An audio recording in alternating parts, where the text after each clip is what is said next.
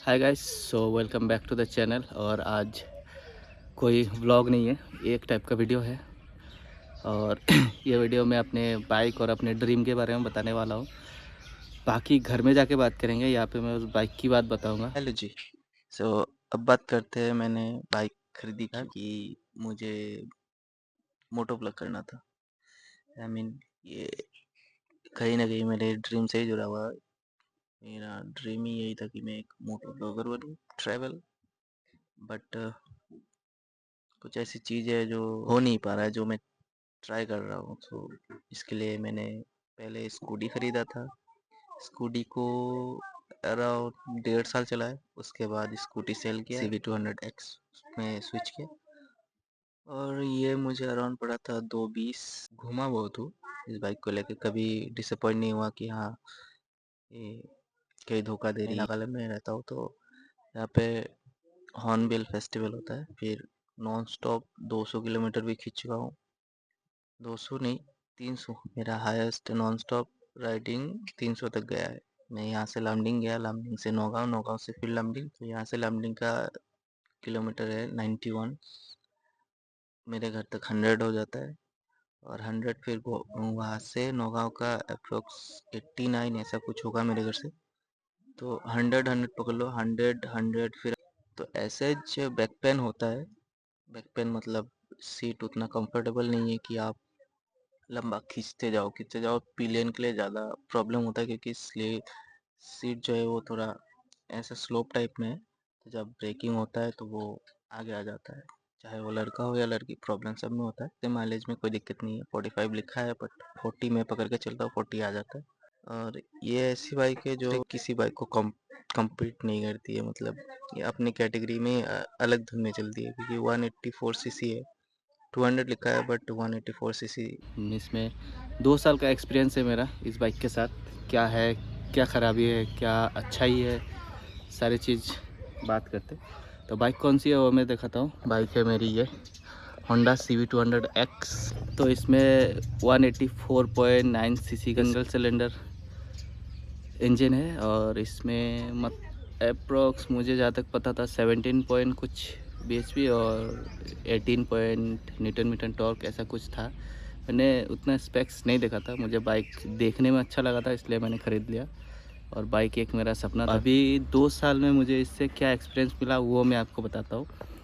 तो इसका जो डिज़ाइन है, देखो ये लोग कहते हैं कि ये मतलब ऑफ रोड कर सकते हो, लेकिन ये ऑफ रोड नहीं कर सकता भाई, बहुत छोटा है।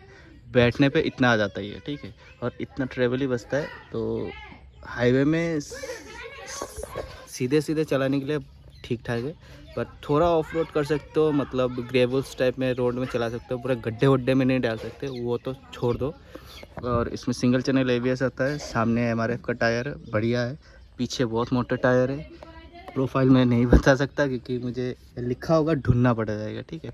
तो मैं उतना ढूंढा ढूंढी नहीं करता, मैं अपना एक्सपीरियंस जो है वो बता देता हूँ। स्पेक्स आपको वीडियो यूट्यूब में बहुत सारे मिल जाएंगे। तो इसका जो हेडलाइट है ये सबसे बेकार आता है, ठीक है। जब भी आप होंडा की कोई सी बाइक ले लो, स्कूटी ले लो, उसमें आपको एक्सटर्नल लाइट की ज़रूरत पड़ेगी ही पड़ेगी, क्योंकि उसका हेडलाइट एकदम बेकार होता है। मतलब ये होंडा को देखना चाहिए, ये क्रूज़र है उनके हिसाब से, तो उस हिसाब से हाईवे में इसका परफॉर्मेंस कुछ भी नहीं है, लिटरली कुछ भी नहीं है, मतलब बेकार है एकदम। और जो इसका सेकंड चीज़ है जो इनका ये है, इनका नकल गार्ड है।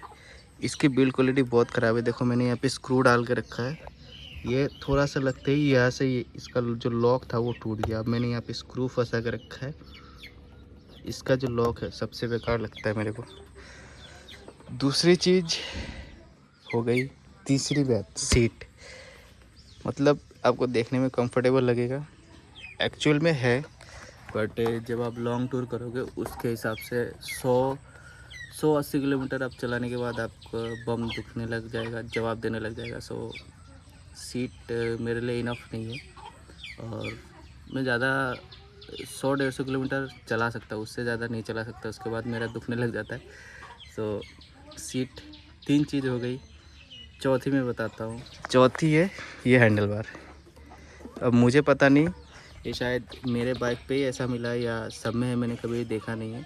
इसका जो हैंडल बार है ये साइड ज़्यादा अप आता है और ये थोड़ा डाउन आता है। यहाँ पे ये डेंट है, देखो ये डेंट है। अब क्यों है, मेरे से नहीं गिरा, मेरे को इतना आइडिया है क्योंकि मैं बाइक चलाता हूँ, मेरा बाइक है, 2 साल से मैं ही चला रहा हूँ। इसमें मैं कभी गिराया नहीं। क्रूजिंग स्पीड आप क्रूज़ कर सकते हो इसमें अप्रॉक्स 70 टू 80। उसके बाद 70-80 के ऊपर आपको फुट रेस्ट में आपको यहाँ पे वाइब्रेशन फील होगा, हैंडल बार पे वाइब्रेशन फील हो जाएगा।